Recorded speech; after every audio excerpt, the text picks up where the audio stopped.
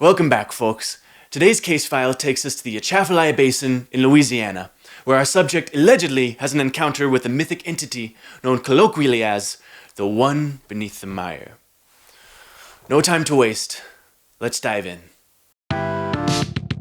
He only kicks ass with the proper paperwork, takes names, and files them alphabetically. He's Milton from the Department of Paradoxical Incidents, Sector G. I like to think the G stands for good at my job. Welcome to the Absurd Files, where bureaucracy meets the bizarre.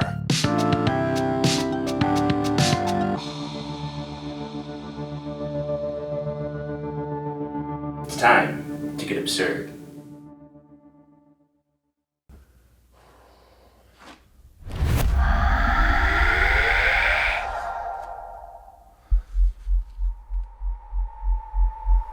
Dear Diary, I think I met the Mire Walker last night. I woke up in my boat this morning with both oars, even the one the gator took, and a kind of flower in my pocket I've never seen before. My mom always said he was real, that he'd kidnap kids who wandered too deep, but she was wrong. He didn't kidnap me.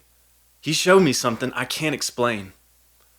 Let me back up, because this started with a shrimp po' boy and a sunny Friday afternoon. The day started off pretty normal. Went to my Psych 101 class. The lecturer in that one is cute. Cat-rimmed black glasses and dark wavy hair all tucked up in a ponytail. Oof. Anyways, after class on Fridays, I like to get a shrimp po' boy and meander off down into the Atchafalaya Basin. I got a rowboat tied up there. Sunny days like these in late spring, you gotta take advantage of before the humidity rolls in, you know? So, I toss my backpack in, roll up my pants to push the boat out a ways, and hoist myself in carefully holding my sandwich. After rowing out for a while, I pull in the oars and let myself drift a bit. And boy, what a day. Cloudless skies, darners skirting through the cypress thicket, and the green glow of the swamp all to myself. I finished my po' boy, and I'm feeling good. So I think to myself, let's see how far we can get today. Big rainstorm came through last week, and I bet there's some new routes. It's the weekend after all, and I got no plans. Cicadas are out in force, making their deafening buzz. No surprise there. Warm light peeks through the dense canopy of the intermingling cypress and tupelo, my favorite. Familiar swamp smells drift in and out of my awareness. The earthy musk of rotten bark, moss and dead leaves, and occasionally the sweet fragrance of the blossoming tupelo. I drift on, getting lost in daydreams, getting lost in the bayou. Perfect day. Trying to avoid the sloughs and any similar dead ends, I curve gradually to the right around a thicket. To my delight, I spot a suspiciously round mound and some tall grass and vegetation just around the bend. Baby gators. Turning to get a bit of a closer look, I row a couple times towards it, but angle just off center of it to get some momentum and pull my oars in. Sure enough, a cluster of little heads and lizard eyes peer through the reeds. Little heads, but no big head. Oh shoot, the mama! I realize too late. I whip my head around to the right, the left, craning further left to my behind, and awake, headed right for my boat. Shit! I just separated a mama from her youngins. A great guttural hiss emerges from the wake with pearly white and widening jaws. I jerk the boat around as I reach for the oars and jar the boat too much. Grabbing right oar, now left, I plunge the blades into the water. Shit, she's here! One big push through the water is all I get, and her gaping maw clamps down on my left oar, wrenching it from my grip. Without thinking, I grab the left oar with my right hand now, too, reacting to the yanking force and holding on for dear life. But as I do, the right oar begins slipping through the oar locks. Damn it! I wrench the left oar lock vertical from its hold and push off of it. I grab the right oar with my other hand. Whipping it off its oar lock, I raise it overhead and plunge it deep down in an adrenaline-fueled frenzy. Row! Row! Is all I can think as my arms fly back and forth. Overhead left, overhead right, overhead left. With some distance gained, my heart thumping, I quickly glance back to see Mama Gator still swinging around the other oar like a chew toy. I think my sacrifice worked. Paddling out a minute longer to create some distance, I take stock.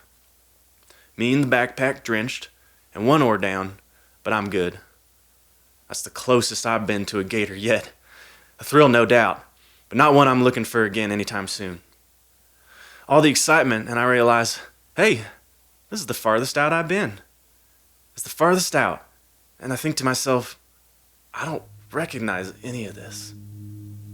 I've gone and rowed myself into a dense thicket. I usually try to keep myself out of these for this very reason. It's easy to lose your way. Everything starts looking the same, and the cypress trunk you're passing now looks like the dang one you passed 20 minutes ago. On top of that, the light through the trees is getting oranger, and the heat of the day is wearing down, getting cool. Reaching in my backpack for my jacket to stave off the cold, but, it's drenched too. Okay, no need to panic. If I can just use the sun and head back west, I should hit a road or familiar bank sooner or later. As I scan through the trees, it becomes increasingly obvious. The orange glow is breaking through the trees from every direction. The hell? I blink my eyes a few times and rub them generously. Nope. Sure enough, every direction I look shows an even breach of sundown. I shake my head in disbelief. Only thing to do now is pick a direction my gut likes and go. A half an hour goes by rowing with my one oar, and I don't feel I've gotten any closer to familiar waters. My heart is starting to sink at the same pace as the sun, and I'm cold, strangely cold. As the light of the sun gives way to darker and darker shades against the trees, my night vision gradually kicks in. I'm tired, cold, hungry, and lost. As if to kick me while I'm down, a thick fog rolls in and snuffs out any ember of hope I held on to. What a mess I've gotten myself into now. Still, I row hopelessly on. 20 more minutes go by, and the harsh truth sinks in. I pull my oar in and let the boat drift. With a 1,000-yard stare, I sit slumped, fuzzy in the head with tired, and just watching the trunks float by. But then, something from the corner of my eye catches my attention. What's this? My focus lights up again, and to my left, about 30 yards, is the vaulted base of the most humongous cypress I've ever seen poking through the fog. Massive like a medium high-rise around, and so tall its canopy vanishes into the dark sky. Guiding myself through the smaller surrounding trees, I reach the perimeter of its base. My word, this mammoth son of a gun. With a little more spirit, I row alongside it, dodging little reed patches popping up here and there. Before long, the trunk cuts away in an upward arch, and I find myself at an opening, just big enough to scrunch my head under. 1, 2 more rows as I pass through the opening, and I feel my boat crunch and scrape along some sandy terrain below, and I'm stopped. Well, a bit warmer in here at least, I think to myself. Rummaging through my pack's outer pocket, my hand bumps into my little Bic lighter. Okay, let's see what we have here. Its little flame pops up and produces an amber glow on my nearby surroundings. The boat is nosed up on a sandy mound with tall reeds popping out. Crawling along the boat with my 3 available limbs, I gingerly step foot onto the mound and drag the boat further up until I'm sure the surrounding water won't wash it free. The grass surrounding me is pretty tall, armpit high with medium density. Not so much you can't walk right through. Lighter held high, I start hiking forward. Grass, more grass, and a few logs here and there. Maybe I found a little beaver alcove. Just as I think I've seen the full lay of the land, my light reveals another trunk? No, can't be. It's too flat at the base. No, it's a wall. Stepping closer now, the scene becomes much clearer. It's a patchwork wall with stacked logs and clay reeds woven between. With a glint of curiosity, I put my hand up to the wall and begin following its surface to the right. Yep, Here's the corner. Who's building out here in the swamp? I turn left and make it a few paces before finding what looks like the main entrance. A gnarled doorway with edges of its chosen logs poking out, and reeds hanging down and woven together, providing a grass skirt-like partition. Somebody made this out here in the middle of nowhere. My stomach twists. What kind of person builds a hut this deep in the swamp? But I'm freezing. It's pitch black, and I don't have a choice. I part the reeds and step inside. The insulation of this inner hut makes it much warmer, and it seems a decent enough spot to sleep for the night. To be extra cautious, I follow the interior wall of the hut, and thankfully, no one's here. There's only an extra space separated by another wall and a makeshift doorway. A pretty big room, like maybe 4 college dorms put together, and circular, but nothing much in it besides reeds and dirt lining the floor like carpet. Walking back out to the first room, I find a large bed made of dry, woven grass. I hope they don't mind me taking their spot for the night. I think they'd understand given the circumstances, I reason to myself. My head is heavy, body's tired, and mind's made up. I fall down to the crunchy textured bed, flick my lighter on one last time for a minute, then pass out.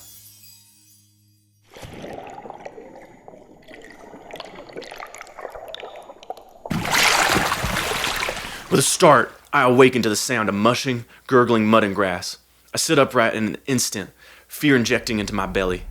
The sound's coming from the second room. Shifting my body, I get crouched on all fours, then remain still.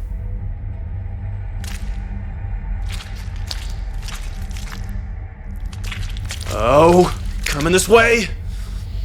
I whip up my lighter and flick it once, twice. The flame flares up and I freeze.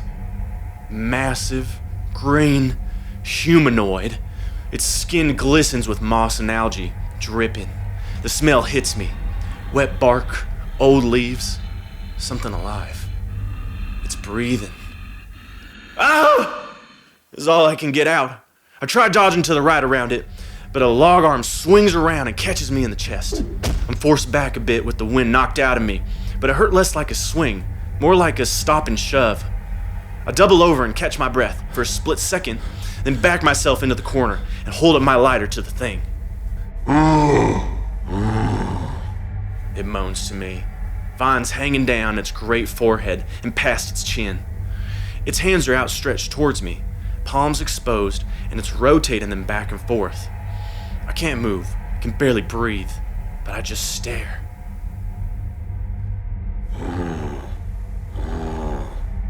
Once again it groans, but slower and calmer, with a lower pitch. The thing starts to back up a few paces, arms still outstretched to me, but it changes the open palms gesture, and it's just one finger on the right hand pointed upward and bobbing up and down. It looks back and reaches for something to the left wall, where the second room doorway is, and I panic, sidling my body to the right, trying to position closer to the exit. A second later, the thing looks back, and in a big sweeping motion with its left arm releases tiny glowing orbs. They're fireflies. Like 100 of them. It slowly moves its arm overhead in an arc and spreads more of them out in the room. The space is brighter throughout, and the figure comes into better view. A giant humanoid with green, mossy skin and vines weaving in and out of his body and face, dangling with no particular pattern. It looks around at the twinkly lights it's produced and seems pleased, a slight grin on its mouth. Backing up a few more paces, it then plunks all its weight down on the floor and into a quick lotus pose.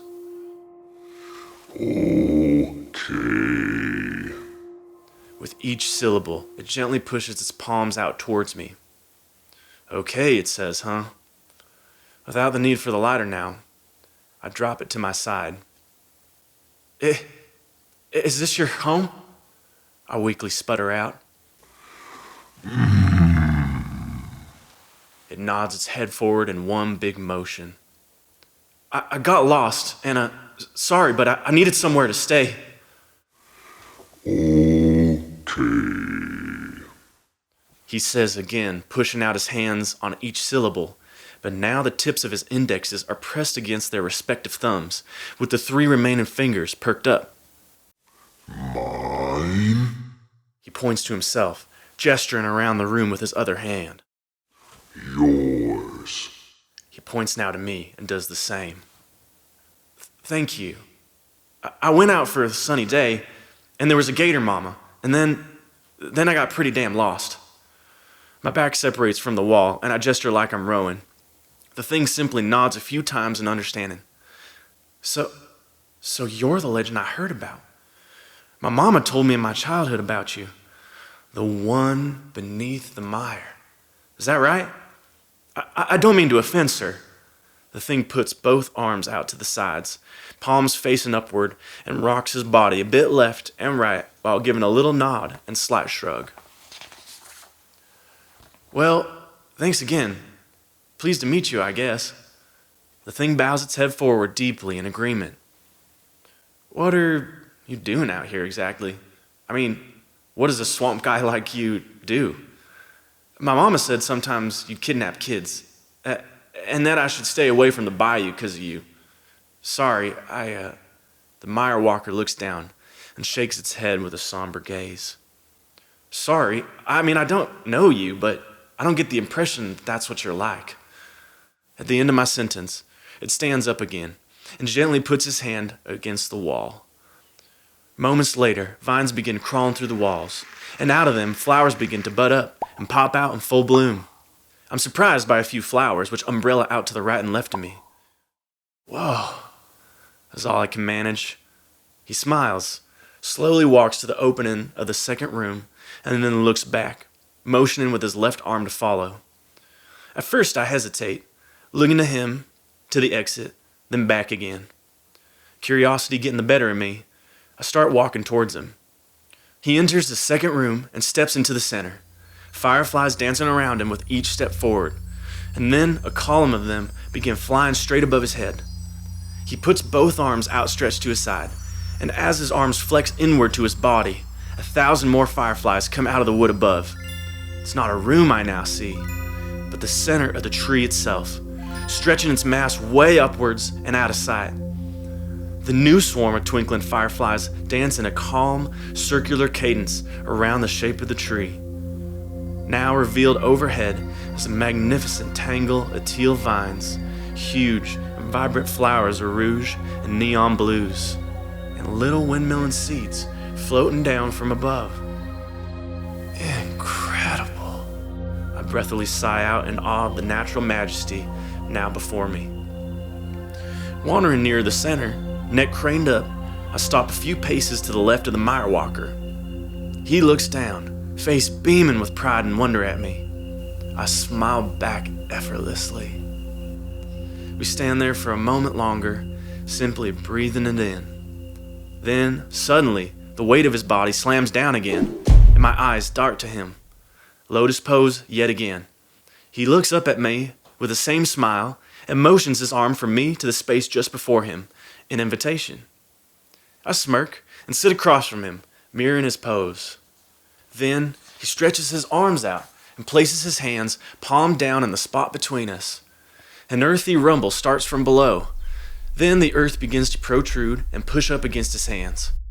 A round, green, glowing plant with a bushy bonsai-esque protrusion atop it rises from the earth, and then stops about halfway, revealing half of its near spherical shape.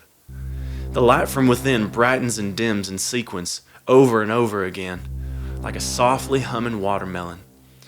It's like some kind of giant glowing seed, I suppose. The Mire Walker looks to me, shrugs his eyebrows up and down, and places both his hands against its glowing surface. I look down at my palms and then push them up against its surface too. My mind goes blank. All sensations and physical boundaries fade away. A great feeling of oneness is my presence. Cascading, colorful fractals of light dance around like closed-eye visuals, and I'm their guest of honor. All fear and any inkling of bodily sensations and thought melt into something not quite blissful, but so free and content and clear. Wooded and barked greenery envelop my senses, the ancient ones and great protectors at my back and side and ahead, and all around and throughout the crust of the earth, lapping the edges of the oceans too, and we are one. Duality becomes meaningless as the whispers of past and present whistle through a millennia of twisting roots, and the branches reach out into the void to find everlasting daylight. And I am inspired with love. Love, but not the kind I've ever known. Ancient, infinite, free. Feeling the consciousness and wisdom of the one beneath the mire merged with my own in this plane of reality. We are beyond words, and existing is all that is needed. All that is us, and we are together as one. Sensing the rain droplets fall around, the inviting warmth of a humming sun emanating against our barks, frost coating our roots, and critters abounding with plenty on our branches, all at once, all here and now. The sensation feels simultaneously an eternity and a few moments. Then the awareness of non-duality fades, and blackness with it. Water trickling sounds tickle my ears. A brisk breeze blows cold on my face, and I'm conscious again. Opening my eyes, I see the blue skies of bright daylight. I rub them once and sit up. I'm back in my boat, and it's been tied back up to the shore I originally disembarked from. Huh? That's all I can think to say. Still a bit dazed. I put my backpack straps on and hoist myself out of the boat. Both oars are tucked beneath the thwarts. Did I thought the alligator took this one. But as I look closer, it becomes obvious. 2 large rows of bite marks in the blade. It has to be real, I mutter to myself in quiet remembrance. The cicadas chirp. The green canopy sways in a calm wind. I see the familiar landscape of my swamp, yes, but the deeper and longer I gaze, the more I'm brought back to that serene sensation of oneness. I find a nearby tree to sit and gather my thoughts a moment. A lump I hadn't noticed before protrudes from my shirt pocket. I pull it out quickly, and a rouge flower. I stare at the flower. Rouge petals, soft as silk. I've never seen one like it in the swamp, or anywhere. I close my fist around it, then open my palm again. Still there, still real. I look back into the swamp, between a few rows of tupelos and cypress. The cicadas chirp, the canopy sways, and for just a moment, I swear I see him, standing at the tree line, watching. I blink, and he's gone. But the flower is still in my hand. And I think the one beneath the mire showed me something I'll never find the words for.